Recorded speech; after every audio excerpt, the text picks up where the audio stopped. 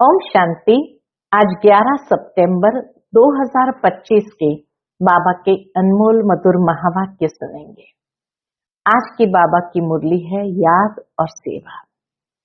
बाबा कहे तुम बच्चों को भी अभ्यास यही करना है, सहज तरीके से बाप को याद करने की। बाबा के सामने कोई बच्चा बैठा होगा अपने पिता के पास में, तो बाबा कहते जैसे ये बच्चे को अपने माता पिता को याद करना सहज है, ऐसे तुम बच्चे भी तो बाबा के बच्चे हो, तो तुम बच्चों को भी बाप को सहज रीति याद करना है।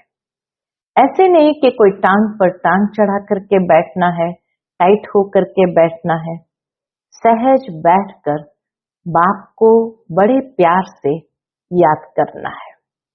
दूसरा बाबा कहे तुम बच्चों को सेवा करनी है, जितना हो सके सर्व को संदेश जरूर देना है, हर एक को संदेश पहुंचे। बाकी कभी किसी से अगर कोई बोल चाल हो जाए, उस बात को लंबा खींचो नहीं, थोड़े समय के अंदर ही उसको समाप्त कर दो। मुख में मुलहरा डाल दो, ज्यादा डिबेट नहीं करो। तो बाबा आज हम बच्चों को सर्विस में कैसे विघ्न आते हैं और उसको कैसे संभाल लेना है, उस बात को भी अच्छी तरह से पक्का कराते हैं। तो याद और सेवा दोनों का बैलेंस रखते हुए आगे बढ़ना है। सुनते हैं आज के बाबा के अनमोल मधुर महावाक्य। ओम शांति। मीठे बच्चे, तुम सारी दुनिया के सच्चे सच्चे मित्र हो। तुम्हारी किसी से भी शत्रुता नहीं होनी चाहिए। आज की मुरली से प्रश्न है, तुम रूहानी मिलिट्री हो, तुम्हें बाप का कौन सा डायरेक्शन मिला हुआ है जिसे अमल में लाना है? उत्तर है, तुम्हें डायरेक्शन है कि बैज सदा लगा कर रखो। कोई भी पूछे ये क्या है, तुम कौन हो, तो बोलो हम है सारी दुनिया से काम की अग्नि को बुझाने वाले फायर ब्रिगेड। इस समय सारी दुनिया में काम अग्नि लगी हुई है। हम सबको संदेश देते हैं, अब पवित्र बनो, दैवी गुण धारण करो तो बेड़ा पार हो जाएगा। ओम शांति। मीठे मीठे रूहानी बच्चे सहज याद में बैठे हैं। कोई कोई को डिफिकल्ट लगता है, बहुत मूंझते हैं। हम टाइट अथवा स्ट्रिक्ट होकर के बैठे। बाप कहते ऐसी कोई बात नहीं है, कैसे भी बैठो, बाप को सिर्फ याद करना है, इसमें मुश्किलात की कोई बात नहीं। वह हठ योगी ऐसे टाइट होकर बैठते हैं, टांग टांग पर चढ़ाते हैं। यहाँ तो बाप कहते हैं आराम से बैठो, बाप को और 84 के चक्र को याद करो। यह है ही सहज याद। उठते बैठते बुद्धि में रहे। जैसे देखो, ये छोटा बच्चा बाप के बाजू में बैठा है। क्लास में कोई छोटा बच्चा अपने बाप के बाजू में बैठा है। इनको बुद्धि में माँ बाप ही याद होंगे। तुम भी बच्चे हो ना, बाप को याद करना तो बहुत सहज है। हम बाबा के बच्चे हैं, बाबा से ही वर्षा लेना है। शरीर निर्वाह अर्थ गृहस्थ व्यवहार में भल रहो, सिर्फ औरों की याद बुद्धि से निकाल दो। कोई हनुमान को, कोई किसको, साधु आदि को याद करते थे, वह याद छोड़ देनी है। याद तो करते हैं ना, पूजा के लिए पुजारी को मंदिर में जाना पड़ता है, इसमें कहाँ जाने की दरकार नहीं। इस याद की यात्रा में कहाँ भी जाने की दरकार नहीं है।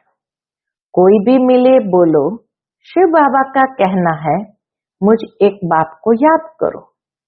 शिव बाबा तो है निराकार, जरूर वह साकार में ही आकर कहते हैं मामेकम याद करो।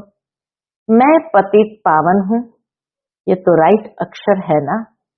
बाबा कहते हैं मुझे याद करो, तुम सब पतित हो। ये पतित तमो प्रधान दुनिया है ना, इसलिए बाबा कहते हैं कोई भी देहधारी को याद नहीं करो। ये तो अच्छी बात है ना। कोई गुरु आदि की महिमा करते हैं, बाप सिर्फ कहते हैं मुझे याद करो तो तुम्हारे पाप कट जाएंगे। यह है योग बल अथवा योग अग्नि। बाप को याद करना, यह है योग बल अथवा योग अग्नि। बेहद का बाप तो सच कहते हैं ना। गीता का भगवान निराकार ही है। भगवान कहते हैं सिर्फ मुझे याद करो और कोई उपाय नहीं। पावन होकर जाने से उच्च पद पाएंगे, नहीं तो कम पद हो जाएगा। हम तुमको बाप का संदेश देते हैं। मैं संदेशी हूँ, इस समझाने में कोई तकलीफ नहीं है। माताएं अहल्याएं कुब्जाएं भी उच्च पद पा सकती है, चाहे यहाँ रहने वाले हो, चाहे घर गृहस्थ में रहने वाले हो। ऐसे नहीं कि यहाँ रहने वाले जास्ती याद कर सकते हैं।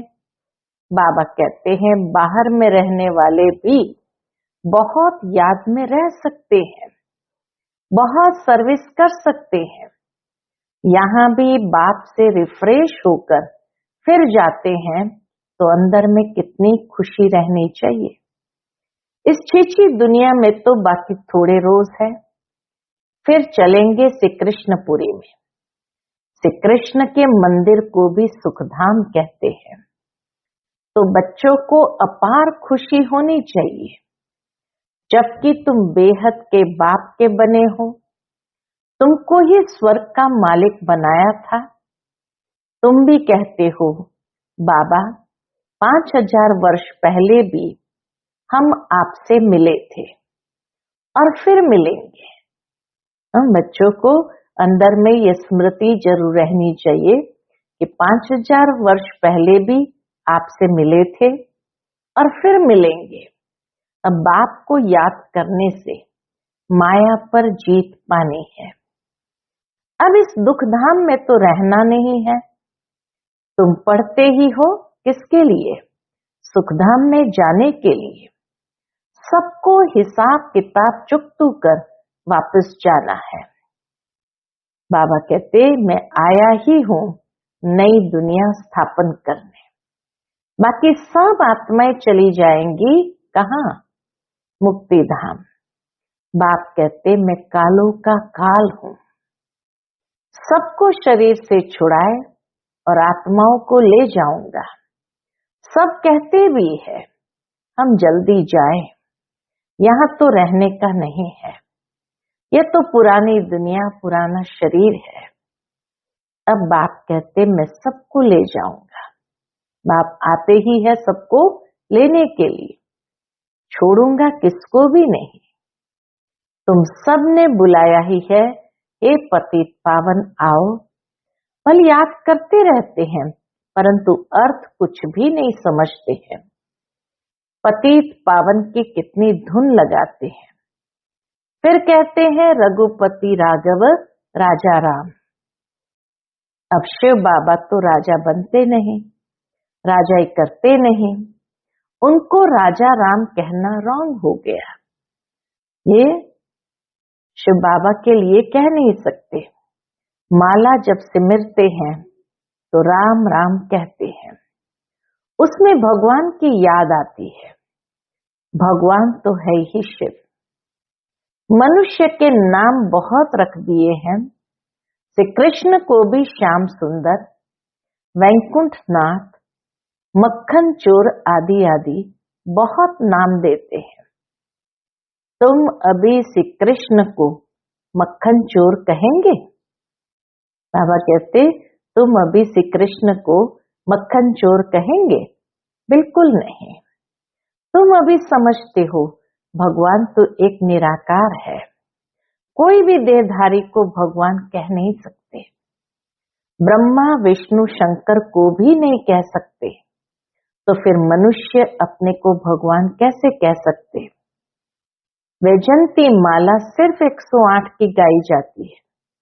शिव बाबा ने स्वर्ग स्थापन किया, उनके यह मालिक है। जरूर उससे पहले उन्होंने यह पुरुषार्थ किया होगा। उसको कहा जाता है कलयुग अंत, सतयुग आदि का संगम युग। यह है कल्प का संगम युग। मनुष्य ने फिर युगे युगे कह दिया है।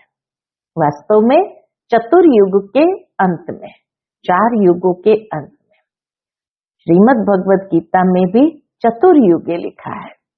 तो मनुष्य ने समझ लिया युगे युगे। अवतार नाम भी भूल फिर उनको ठिक्कर भित्तर में, कण कण में कह दिया है। यह भी है ड्रामा। जो बात पास्ट हो जाती है उसको कहा जाता है ड्रामा। कोई से झगड़ा आदि हुआ, पास हुआ, उनका चिंतन नहीं करना है। अच्छा, कोई ने कम जास्ती बोला, तुम उनको भूल जाओ। कल्प पहले भी ऐसा बोला था। वह बातें याद रहने से फिर बिगड़ते रहेंगे, अंदर अवस्था बिगड़ते रहेंगे। वह बात फिर कभी बोलो ही नहीं, उसको दोबारा रिपीट नहीं करो। तुम बच्चों को सर्विस तो करनी है ना, सर्विस में कोई विघ्न नहीं पड़ना चाहिए। अगर इस तरह बातों को लेकर के चलेंगे, खींचेंगे, तो बाबा कहे सर्विस में विघ्न जरूर पड़ेगा। सर्विस में कमजोरी नहीं दिखानी चाहिए।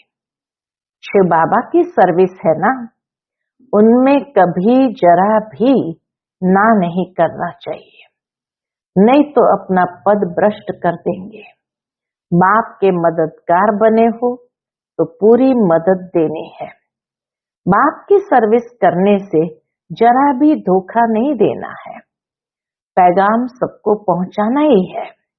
बाप कहते रहते हैं, म्यूजियम का नाम ऐसे रखो जो मनुष्य देख अंदर घुसे और आकर समझे, क्योंकि ये नई चीज है ना। मनुष्य नई चीज देख अंदर घुसते हैं। आजकल बाहर से आते हैं भारत का प्राचीन योग सीखने। अब प्राचीन अर्थात पुराने से पुराना, वह तो भगवान का ही सिखाया हुआ है। प्राचीन योग तो भगवान का ही सिखाया हुआ है, जिसको 5000 वर्ष हुए।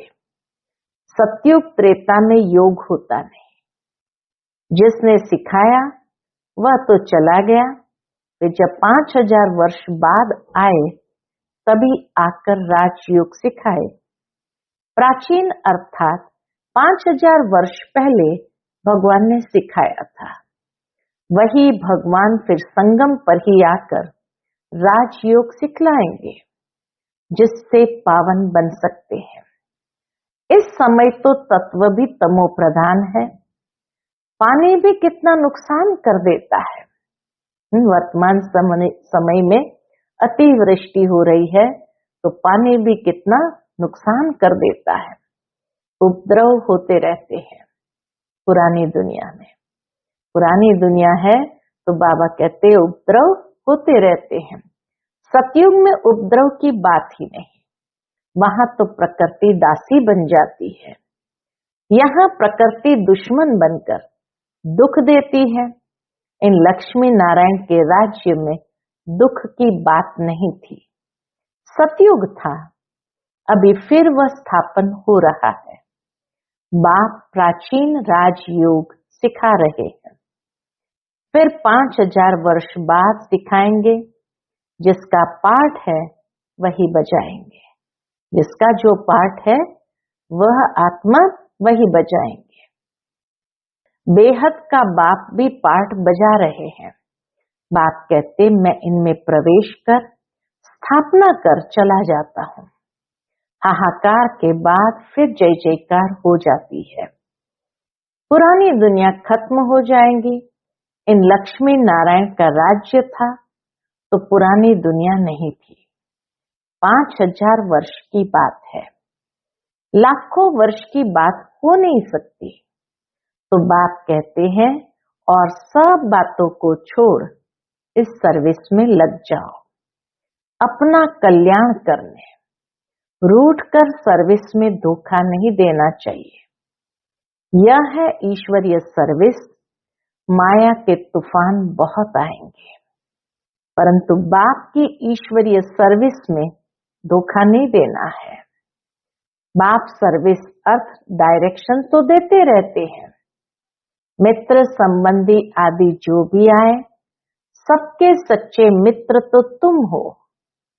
तुम ब्रह्मा कुमार कुमारियां तो सारी दुनिया के मित्र हो, क्योंकि तुम बाप के मददगार हो। मित्रों में कोई शत्रुता नहीं होनी चाहिए। कोई भी बात निकले, बोलो शिव बाबा को याद करो। बाप की श्रीमत पर लग जाना है, नहीं तो अपना नुकसान कर देते हैं।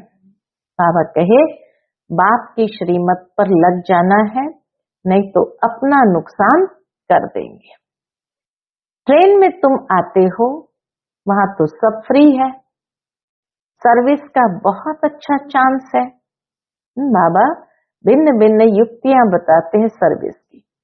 बैच तो बहुत अच्छी चीज है, हर एक को लगा कर रखना है। ये बाबा का डायरेक्शन कहो श्रीमत है। कोई पूछे आप कौन हो, तो बोलो हम हैं फायर ब्रिगेड। जैसे वह फायर ब्रिगेड होते हैं आग को बुझाने के लिए, तो इस समय सारी दुनिया में काम अग्नि में सब जले हुए हैं। अब बाप कहते हैं काम महाशत्रु पर जीत पहनो। बाप को याद करो, पवित्र बनो, दैवी गुण धारण करो तो बेड़ा पार हो। बाप को याद करो, पवित्र बनो, दैवी गुण धारण करो तो बेड़ा पार है। ये बैज श्रीमत से ही तो बने हैं। बहुत थोड़े बच्चे हैं जो बैज पर सर्विस करते हैं। बाबा मुरलियों में कितना समझाते रहते हैं। हर एक ब्राह्मण के पास ये बैज होना चाहिए। कोई भी मिले उनको इस पर समझाना है। यह है बाबा, इनको याद करना है। बैज पर बाबा को दिखाकर कहो यह है बाबा, इनको याद करना है। हम साकार की महिमा नहीं करते। सर्व का सदगति दाता एक ही निराकार बाप है, उनको याद करना है। याद के बल से ही तुम्हारे पाप कट जाएंगे, फिर अंत मते सुगति हो जाएगी। दुख धाम से छूट जाएंगे, फिर तुम विष्णुपुरी में आ जाएंगे। कितनी बड़ी खुशखबरी है। लिटरेचर भी दे सकते हो। बोलो तुम गरीब हो तो फ्री दे सकते हैं। शाहूकारों को तो पैसा देना ही चाहिए, क्योंकि ये तो बहुत छपाने होते हैं। ये चीज ऐसी है जिससे तुम फकीर से विश्व का मालिक बन जाएंगे। समझानी तो मिलती रहती है। कोई भी धर्म वाला हो, बोलो वास्तव में तुम आत्मा हो। अपने को आत्मा समझ बाप को याद करो। अब विनाश सामने खड़ा है। यह दुनिया बदलने वाली है। शिव बाबा को याद करेंगे तो विष्णुपुरी में आ जाएंगे। बोलो ये आपको करोड़ों पद्मों की चीज देते हैं। लिटरेचर जब देते हैं तो बाबा कहे उनको रियलाइज कराओ कि यह आपको करोड़ों पद्मों की चीज देते हैं। बाबा ने कितना समझाया है। बैज पर सर्विस करनी है, परंतु बैज लगाते ही नहीं। लज्जा आती है। ब्राह्मणियां जो पार्टी लेकर आती है अथवा कहाँ ऑफिस आदि में अकेली जाती है, तो ये बैज जरूर लगा रहना चाहिए। जिसको तुम इन पर समझाएंगे वह बहुत खुश होंगे। बोलो हम एक बाप को ही मानते हैं, वही सबको सुख शांति देने वाला है। उनको याद करो। पतित आत्मा तो जा न सके, अभी ये पुरानी दुनिया बदल रही है। ऐसे ऐसे रास्ते में सर्विस करते आना चाहिए, तुम्हारा नाम बहुत होगा। बाबा समझाते हैं, शायद लज्जा आती है जो बैज पहन सर्विस नहीं करते हैं। एक तो बैज, सीढ़ी का चित्र अथवा त्रिमूर्ति, गोला और झाड़ का चित्र साथ में हो। आपस में बैठ एक दो को समझाओ तो सब इकट्ठे हो जाएंगे। पूछेंगे ये क्या है? बोलो, शिव बाबा इनके द्वारा ये नई दुनिया स्थापन कर रहे हैं। अब बाप कहते मुझे याद करो, पवित्र बनो, अपवित्र तो वापस जा नहीं सकेंगे। ऐसी मीठी मीठी बातें सुनानी चाहिए, ऐसी मीठी मीठी बातें सुनानी चाहिए तो खुशी से सब सुनेंगे। परंतु कोई की बुद्धि में बैठता नहीं है। सेंटर पर क्लास में जाते हो तो भी बैज लगा रहे। मिलिट्री वालों को यहाँ बैज लगा रहता है। उनको कभी लज्जा आती है क्या? तुम भी रूहानी मिलिट्री हो ना। बाप डायरेक्शन देते हैं, फिर अमल में क्यों नहीं लाते हैं? बैज लगा रहे तो शिव बाबा की याद भी रहेगी। हम शिव बाबा के बच्चे हैं। दिन प्रतिदिन सेंटर्स भी खुलते जाएंगे। कोई न कोई निकल आएंगे, कहेंगे फलाने शहर में आपकी ब्रांच नहीं है। बोलो, कोई प्रबंध करे, मकान आदि का निमंत्रण दे तो हम आकर सर्विस कर सकते हैं। हिम्मते बच्चे, मददे बाप। बाप तो बच्चों को ही कहेंगे सेंटर खोलो, सर्विस करो। ये सब शिव बाबा की दुकान है ना, बच्चों द्वारा चला रहे हैं। सारी शिव बाबा की दुकानें हैं जो बाबा बच्चों के द्वारा चला रहे हैं। अच्छा, मीठे मीठे सिकिलदे बच्चों प्रति माता पिता बाप दादा का याद प्यार और गुड मॉर्निंग। रूहानी बाप की रूहानी बच्चों को नमस्ते। हम सब रूहानी बच्चों की रूहानी माता पिता बाप दादा को याद प्यार, गुड मॉर्निंग और नमस्ते नमस्ते। शुक्रिया बाबा, शुक्रिया। आज की मुरली से धारणा के लिए मुख्य सार है। पहली पॉइंट, कभी आपस में रूठ कर सर्विस में धोखा नहीं देना है, विघ्न रूप नहीं बनना है, अपनी कमजोरी नहीं दिखानी है, बाप का पूरा पूरा मददगार बनना है। दूसरी पॉइंट, कभी कोई से झगड़ा आदि हुआ, पास हुआ, उनका चिंतन नहीं करना है। कोई ने कम जास्ती बोला, तुम उनको भूल जाओ। कल्प पहले भी ऐसे बोला था, वह बात फिर कभी बोलो ही नहीं। आज का बाप दादा का मधुर वरदान हम बच्चों के प्रति है, शांति के दूत बन सर्व को शांति का संदेश देने वाले मास्टर शांति शक्ति दाता भव। शांति के दूत बन सर्व को शांति का संदेश देने वाले मास्टर शांति शक्ति दाता भव। आप बच्चे शांति के मैसेंजर, शांति के दूत हो। कहाँ भी रहते सदा अपने को शांति का दूत समझकर चलो। शांति के दूत है, शांति का संदेश देने वाले हैं। इससे स्वयं भी शांत स्वरूप शक्तिशाली रहेंगे और दूसरों को भी शांति देते रहेंगे। वह अशांति दे, आप शांति दो। वह आग लगाए, आप पानी डालो। यही आप शांति के मैसेंजर मास्टर शांति शक्ति दाता बच्चों का कर्तव्य है। आज का स्लोगन है, जैसे आवाज में आना सहज लगता है, वैसे आवाज से परे जाना भी सहज हो। जैसे आवाज में आना सहज लगता है, वैसे आवाज से परे जाना भी सहज हो। आज का व्यक्त इशारा, अब लगन की अग्नि को प्रज्वलित कर योग को ज्वाला रूप बनाओ। उसके अंतर्गत योग में सदा लाइट हाउस और माइट हाउस की स्थिति का अनुभव करो। ज्ञान है लाइट और योग है माइट। ज्ञान और योग दोनों शक्तियां लाइट और माइट संपन्न हो, इसको कहते हैं मास्टर सर्वशक्तिमान। ऐसी शक्तिशाली आत्माएं किसी भी परिस्थिति को सेकंड में पार कर लेती है। अच्छा, ओम शांति।